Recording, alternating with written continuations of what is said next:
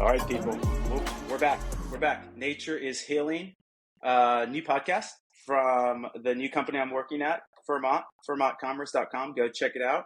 And I've run into this man multiple times, but we've really had an incredible connection. We got to do a VIP Retox Retreat, great event by Retention and Founder Made out in LA. Soon to be your new home, Caleb, but Caleb Ulffers from Haven Athletic, just the absolute shameless plugs. If you're listening, I'm holding up an exquisite Haven bag. But Caleb, first off, thank you for just being such an awesome human and helping me in kind of personal aspects of my life. And then just an absolute killer, man. It's really cool to have people that have a really nice balance of being an awesome human and have a really awesome, capitalist bent trying to get that paper up. So welcome, brother. Welcome.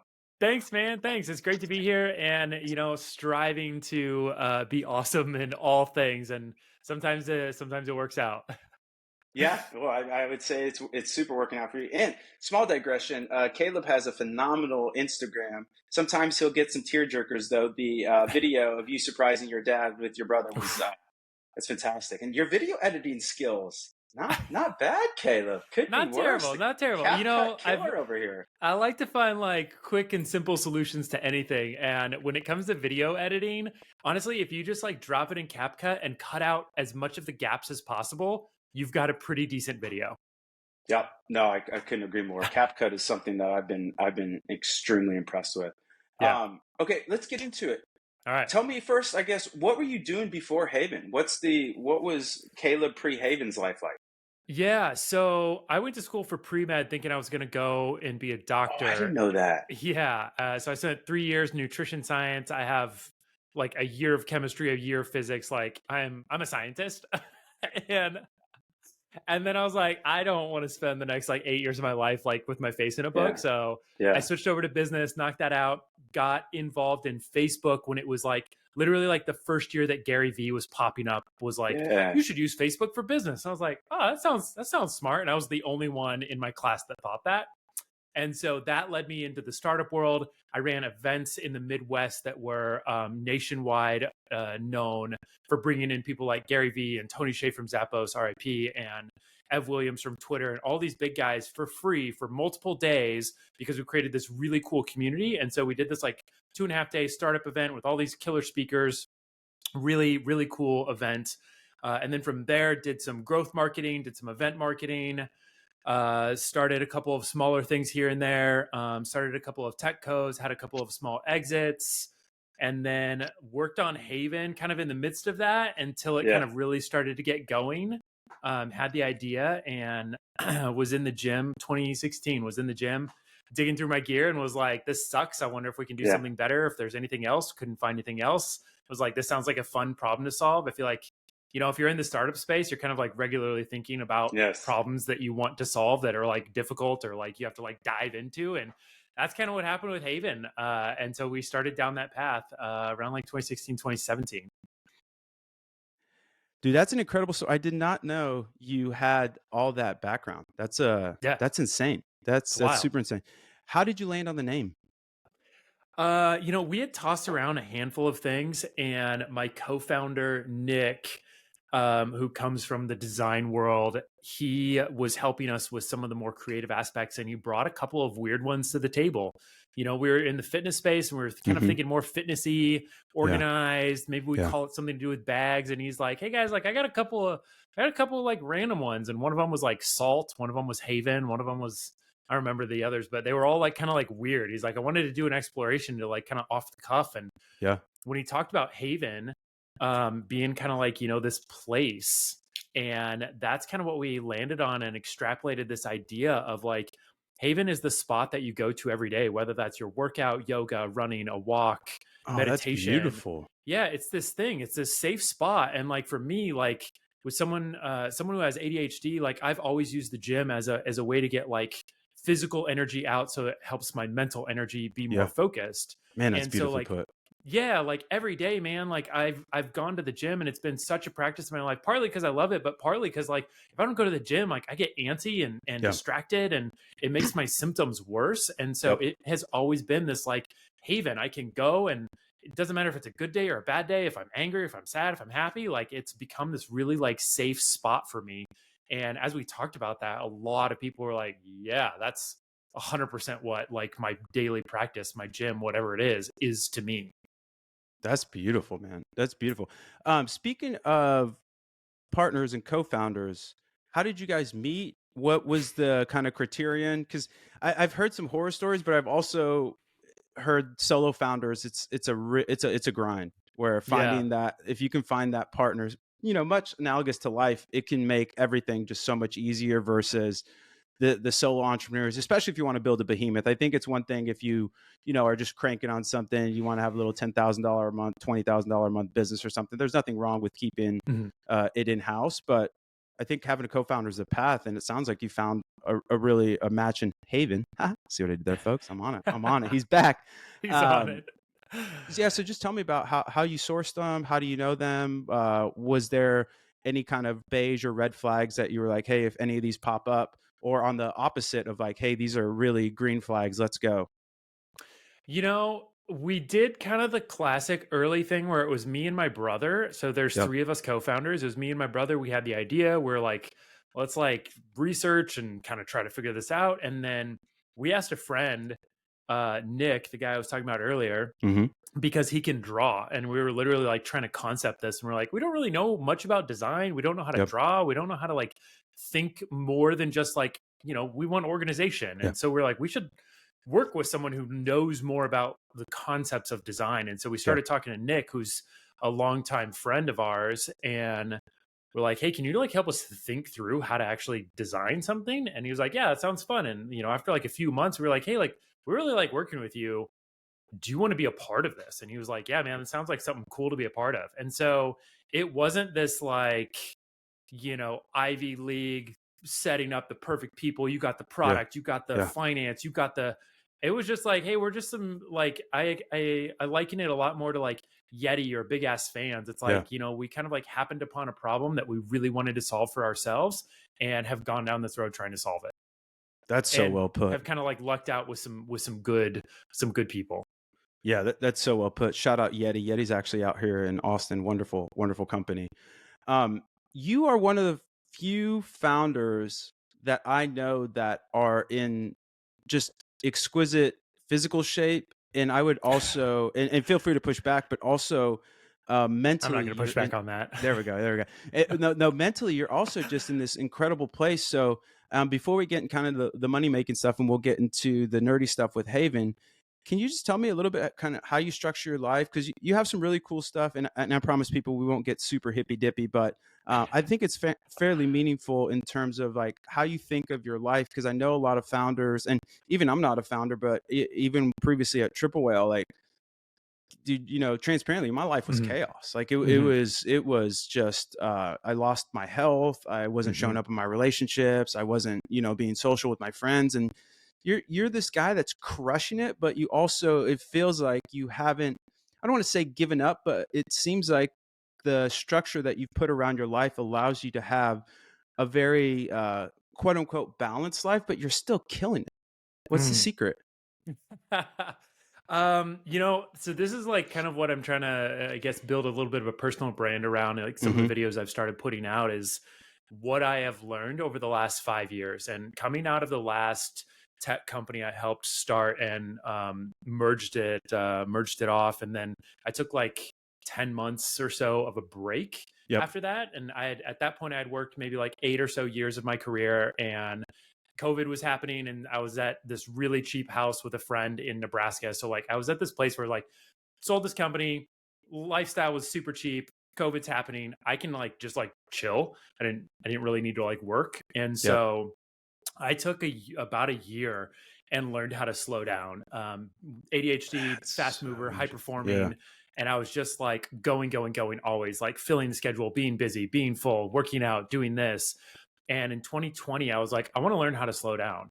I've never done that. And the way I thought about it was like, I couldn't actually think well. I felt like my thoughts were like airplanes, and they were trying to land at the airport, and they were touching down, and then they were just taking right back off. Oh, that's a beautiful way to put it. Yeah, right. And I was like, I want to know what it feels like to have the plane touch down and like unload the passengers and like maybe get a little tune up.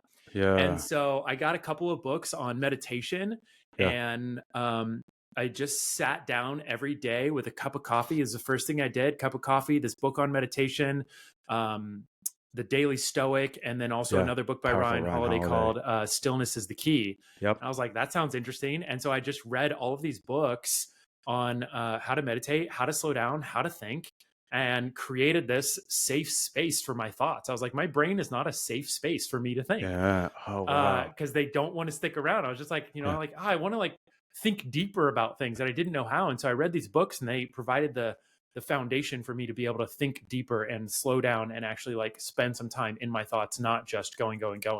And that has helped me be significantly more intentional in my life, and was a really big turning point to where I've come to now, which is integrating all of those things, integrating a morning routine, integrating meditation, integrating manifestation, which is really woo woo, but is also very scientific. It's a thing, dude.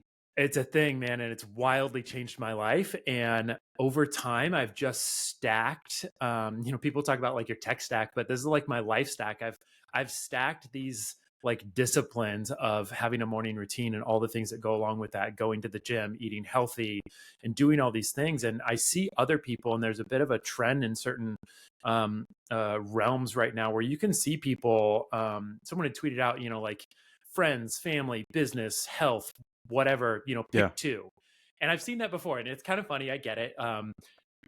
Kids, especially if you have kids. Sure. I totally get it. But I look up to people who figured out how to do it all. So well And put. they have stacked. You can't just like cold turkey. You can't just be like, cool, I'm going to do it all today. But like Yes. you add in one thing, and then you add in another thing, and then you add in another thing. And then particularly if you're successful and you have the funds, you have no excuses, honestly, at that point. Fair. Cause like Yep. you can hire the people to clean your house. You can hire the people to cook your food. You can hire the people to help you raise your kids. But until there, like I see the people I want to be like, and they're people who have it all, and they're not billionaires. They're not even 100 millionaires. These are people who are, making 6 figures a year, but they have a great family life. They have great friendships. They are wildly fit. They're really successful. They're doing it all. And so I saw that, and I was like, there is a way. And over the last 5 years, I feel like I've added these things that have allowed me to kind of be at that place where I'm pursuing it all. And I've had some moments where like literally sitting at the kitchen table in my apartment being like, is this it? Like anxiety ridden panic attacks, and been like, something's got to change. And sticking to those routines that I know has been the absolute change. I'm handling way bigger and way harder problems right now with a way better mindset than I ever have in my life. Dude, that's so beautiful. You're such a muse for me. And going back to kind of some stoic ideals, because shout out Ryan Holiday, absolutely just a G of a human. He's actually out here in Bastrop as well. It's like an hour out of the city of Austin. I got to work with him in way longer previous life. Really good dude. But in Stoicism, there's this kind of, they call it like the locus of control. And you can think of it almost like a circle, and you're sitting at the center of that circle. And one of the tenets in Stoicism is just worry about the things that you could control, which sounds like super cheesy and like, duh, but it actually works. And when you start to kind of eradicate all those other thoughts around things that you can't control, you start to kind of, your point, you get more planes and they stay on the tarmac, and maybe you can get off the plane and go have a martini at the airport bar. Like you get a lot more out of things. And paradoxically, when you do that, your locus of control actually expands. And so when you stop worrying about the things that you can't control, the things in your life start to get better. And then that concentric circle kind of starts to expand, and you land in where you're at, where you're like, dude, I'm handling all these things at a really high level that aren't that expensive, where just previously 2 or 3 years ago, I would have either been, my life would have fell off the rails, or you're redlining it where, and again, I'm not against redlining. You just can't live there. Like there's a certain aspect of sprints, right? Like in CrossFit, like you can redline every now and then. And if you redline every workout, you get into either some overtraining issues or injuries. Like and so that's so beautifully put. And the other thing is, I will endorse manifestation as well. And not just because I have a huge amethyst geode in my living room, but back in the day, it's awesome. You should see this guy's crystal. It's my chakras are aligned. But we had an incredible track team. So I was a really good runner. And every race day, our coach would get us out of advanced PE, so like our weightlifting class, and we would just go walk the track. And you would just think through how you would win, how you would run it, blah, blah, blah. And I think there's, I don't know, there's a there for me anyway. Yeah. So if you guys aren't hippy dippy, I guarantee you that manifestation can help when done well. And at worst, you just start to, put those positive thought cycles in your head that sometimes your subconscious will just help you manifest. 100%. So I couldn't endorse it more. And definitely go follow Caleb on his Instagram if you want to get more involved in his kind of personal development stuff, because it's spectacular. Okay, with that being said and done, why people bought the ticket, let's get a little nerdy on Haven. Obviously, first and foremost, tell me about Black Friday. Good, bad, fantastic? Black Friday crushed. This was awesome. This was a great year. This was a great month. This was the first year. So like year 121, I don't even know if we did a sale. We probably didn't. We only did like 180K in revenue that year. So we weren't doing a lot.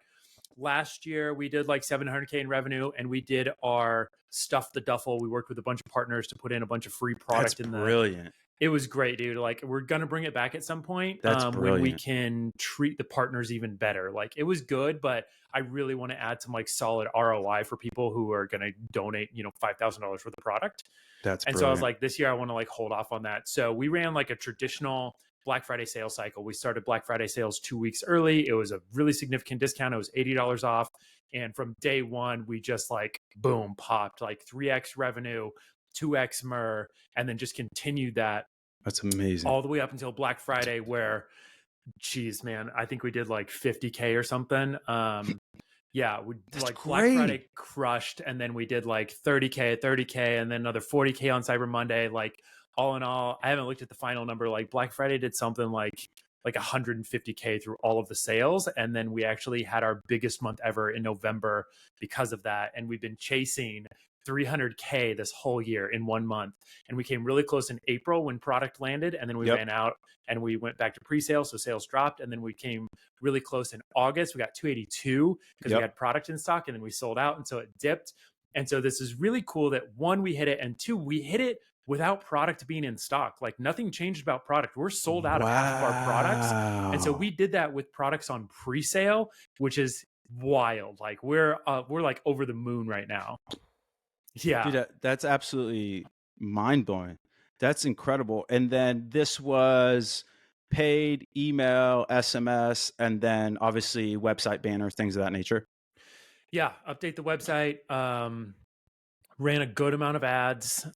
We didn't like overextend the spend. Like, mostly we just saw MER go through the, like on Black Friday, it was literally like a 25x ROAS. Let's go. Yeah, it was insane. So we had some days that were just absolutely killer.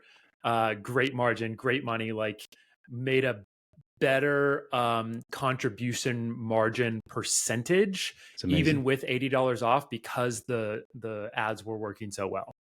That is legendary. Yeah. Now you guys are in, let's see.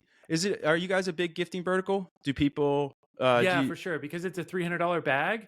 Beautiful. And it's $300 athletic bag. That's not your common thing. And so it's on a big Christmas wish list. And so like last year we saw Black Friday pop, and then we did the same amount of revenue in December as we did in November because of the giftability. So we're expecting December to crush as well. And we're also doubling down these last 2 months of the year. We have just really stacked the deck in favor of us. So like going from Black Friday into Cyber Monday, we're launching this legendary referral program that's going to be a lot like Cometeer. It's going to be absolutely killer. And then we've got holiday sale dropping, and then it'll be like last chance Christmas, which like our 3PL, shout out Chad Carlton, Springfield, Missouri, best rates, best shipping time. So like last minute Christmas, if you're doing expedited shipping, you can order all the way up to like the 21st or the 22nd and get it by Christmas. Yeah, dude, it's insane.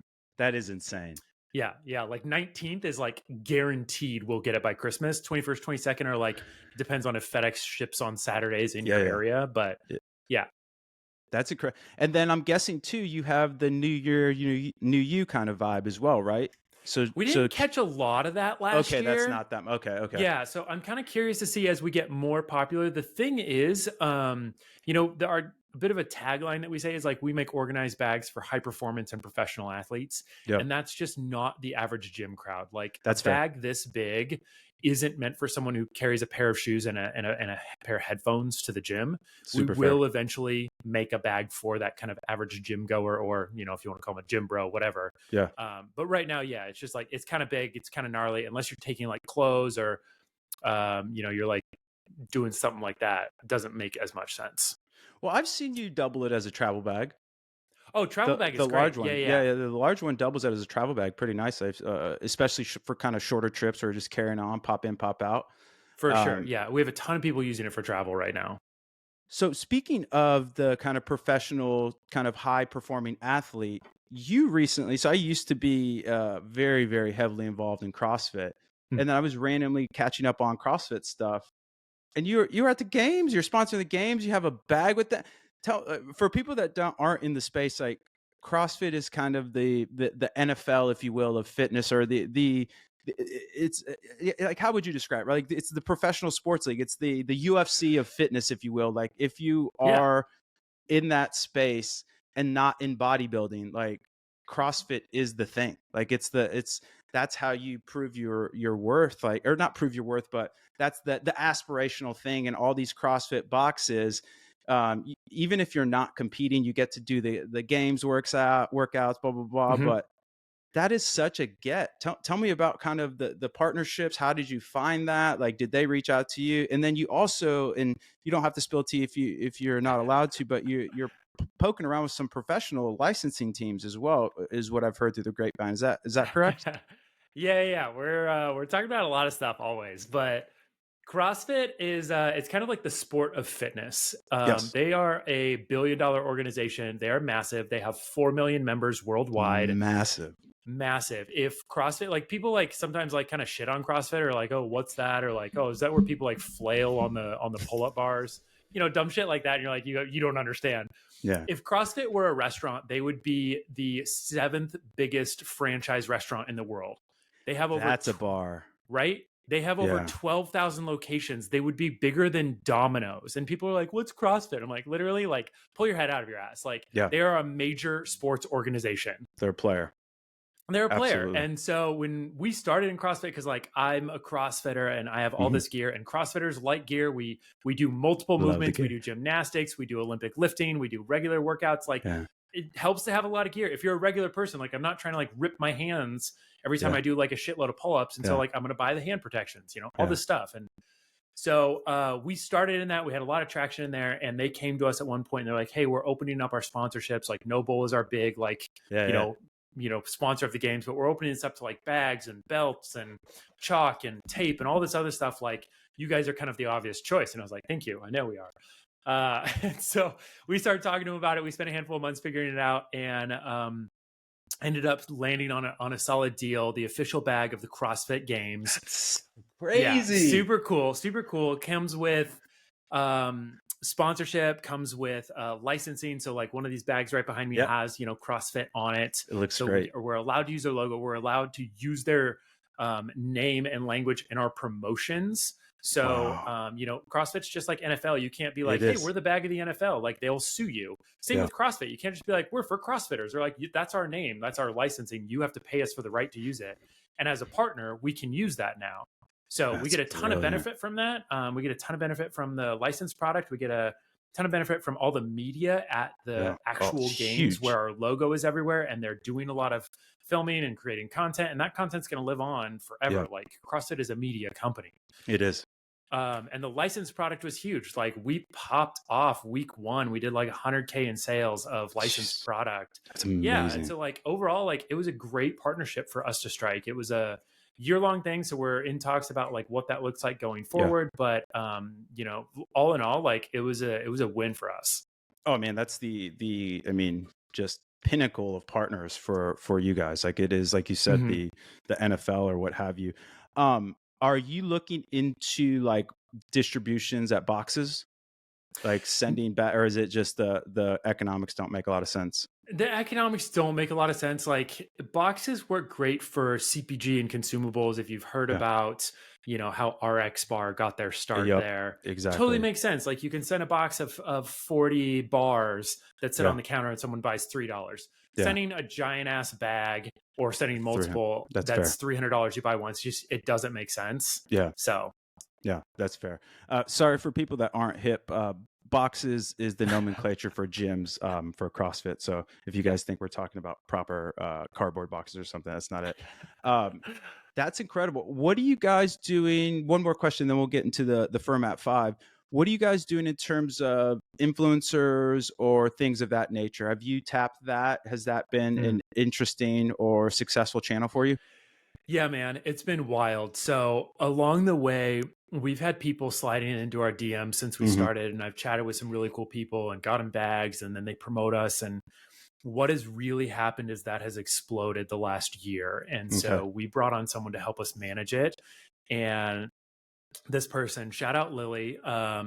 She's our director of partnerships, and she's got 10 years in the industry. She has a master's of sports marketing. She cut her teeth with Lisa Mattresses, building out their affiliate program, working with Michael Phelps. Like this person is like one of the most talented people I've ever worked with. She's an absolute killer. I love working with her. And we brought her on, and a couple weeks in, she was like, "Hey, I've been in this world for a minute and I've never seen a response like this to a brand, both the quality and the quantity." And I was like, okay, I thought it felt like that, but like, it's really cool to hear that she's like, you're doing something really special here. And I'm like, that's what it feels like. Like when you have the product market fit, I often will call it like, ungodly product market fit or like God tier. Cause it's something different when you have athletes, professional athletes getting paid millions of dollars with millions of followers sliding into your DMs being like, yo, this is sick. Can I get a bag?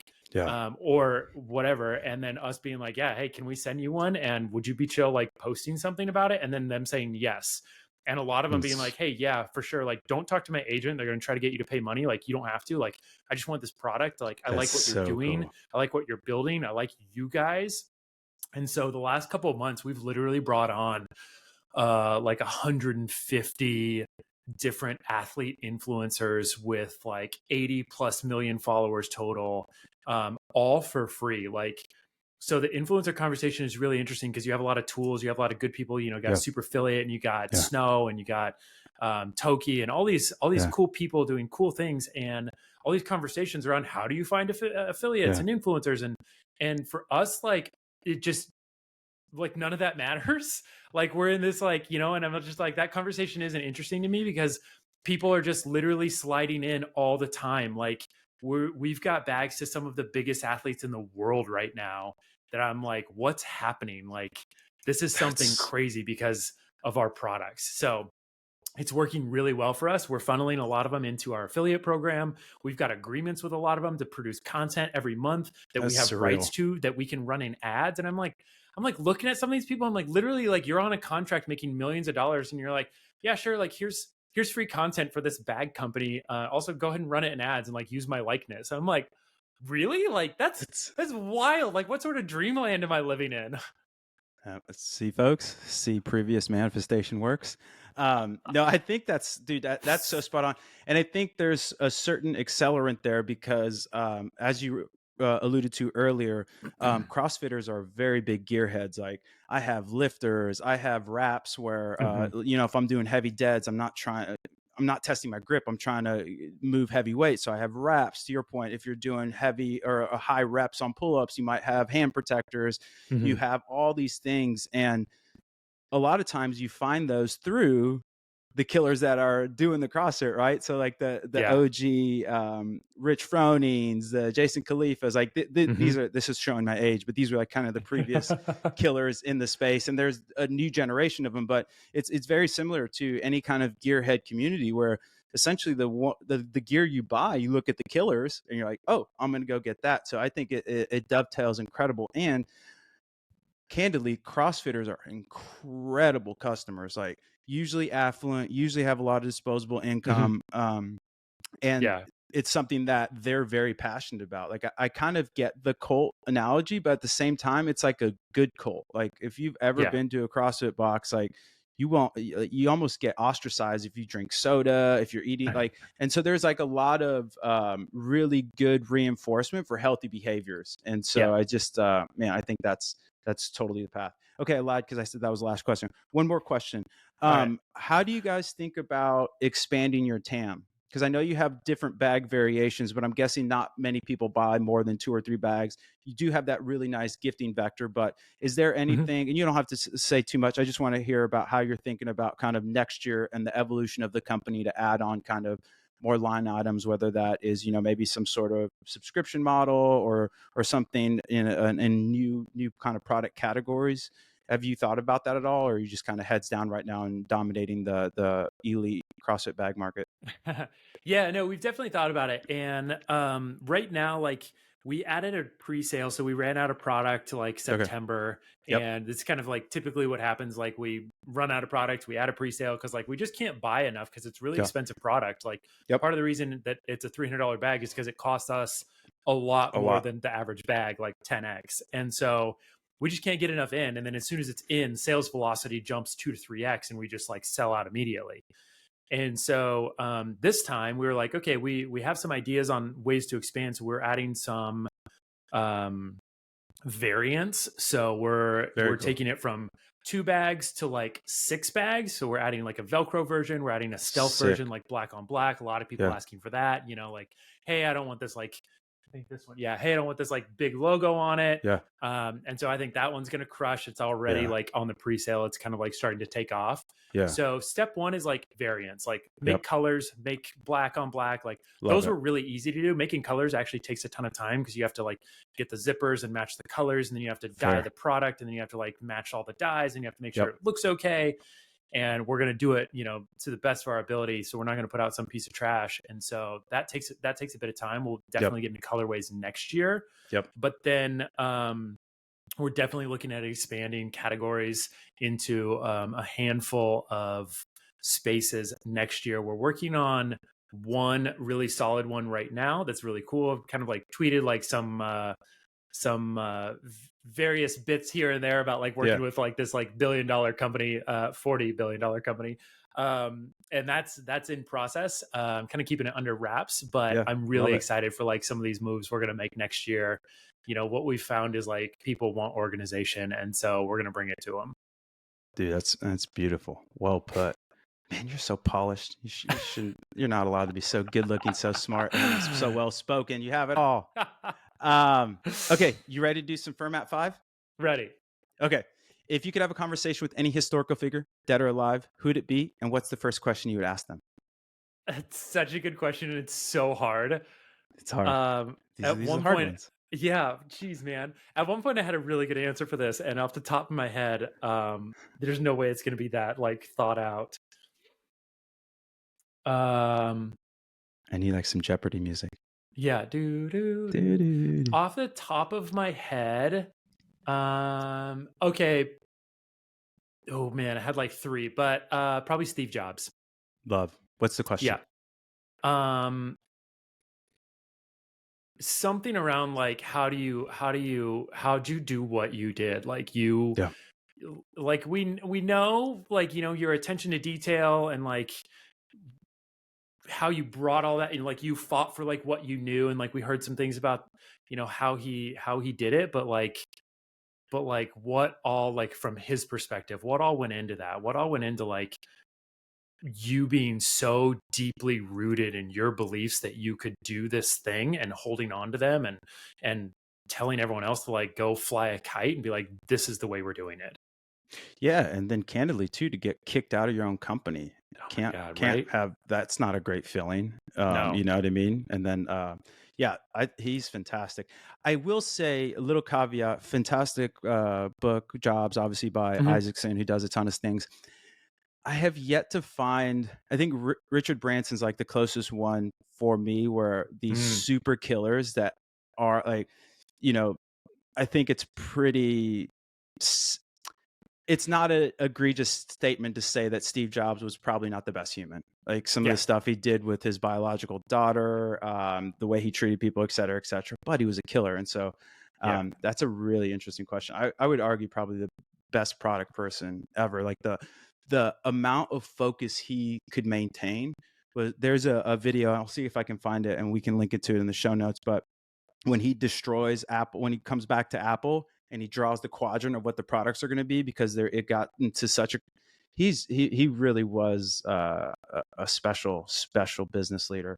I don't know if I would model my life after him, but really, really special business leader. No, I'm still going to eat meat. Well, that was the other thing too. He probably didn't even need to die. They caught these precursors to pancreatic cancer, and he had this kind of like. Anyways, we won't go too deep. Jobs, and that those are great questions. Okay, what's the most unusual or interesting skill or hobby you have that most people don't know about? Skill or hobby? Geez.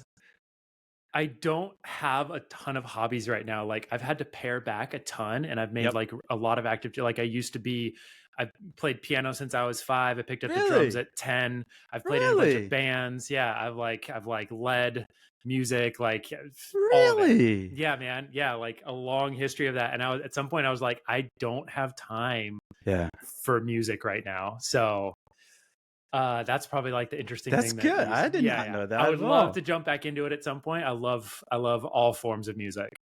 Oh gosh, I love that. Okay, an oldie but goodie. But if you're stranded on a desert island, you can only bring 3 items. What are you bringing? What's coming on the island with Caleb? I have no idea. What do I bring on an island? There's some weird thoughts happening. I told you these are the quirky ones. This is like the hot seat questions. Yeah. Jeez. Wow, man. Cause like nothing matters. Like if you're stranded on a desert island and you bring like a book, you're like, okay, well, eventually the book's gonna run out or it's gonna get old. You bring some type of like food or something. You could bring like a water filter. Okay, cool. Now I can drink water from some source. That's not bad. If I'm trying to preserve my life. But that's the other thing is like, do I want to preserve my life? And I think that's where the answers like started to get weird, because you're like, well, if I'm stranded on a desert island, I don't particularly want to live for a super long time by myself on a desert island. Just send it and bring a bunch of drugs. I think that's just send it. I think that's the answer. Is like you bring something that will allow you to go out in spectacular fashion. We'll try to put it nicely as possible. I love it. Okay, 2 more and you'll be done. Okay. Where I lost it. Hold on. Let's see. Okay. Another hard one, but super interesting because you're such an interesting guy. Imagine you have a time machine. You can visit any era in history for a day. Where are you going? And what are you doing on your day of time travel? Only back, or can you go forward? Interesting. I'll give it to you forward. How do you project where you want to go forward?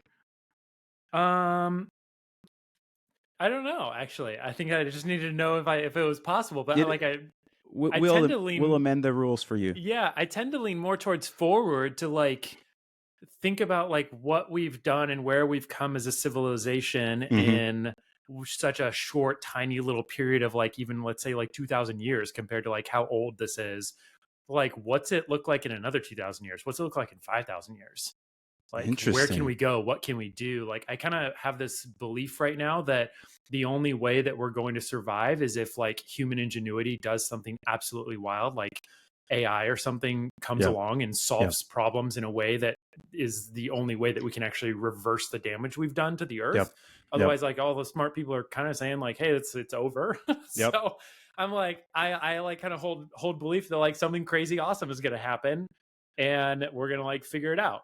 And so it'd be curious to know like what that looks like. I love the optimism. Okay, last one and you've made it through. What's your favorite CrossFit WOD? Great question. Probably Fran. Yeah. Oh, you really, huh? It's a quick and dirty, get it done, smash in. Yeah, I love quick and dirty CrossFit workouts. Like, you just like you send it. It's red line. Like you start a workout and you want to red line. You're like, I want to go, and you're like, no, I need to pace. And pacing is boring.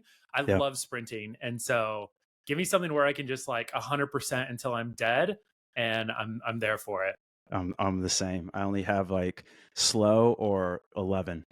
Yeah, it's a good WOD though. I've learned how to operate at like 6 and 7, but it's just not as fun. I find it not as fun as well. No. When I was a runner, that was one of the biggest challenges when we had to go on rest days, and it matters. Like, it's actually really important, but right. I'm just not built like that. Dude, this was so amazing. If anyone out there is listening and wants to join our team and run, or fund our team and run, let's go. Let's go. Caleb, you're just such a magnificent human, dude. Thank you for coming on. Thanks, homie. Tell us how we can get more involved with Haven. Where can they buy the bags? This time's yours, my friend. Yeah, you can buy the bags at havenathletic.com. You can find me on Twitter at Caleb Ulff, ULF, also on Instagram. I love chatting about business stuff and generally try to build like decently open on Twitter.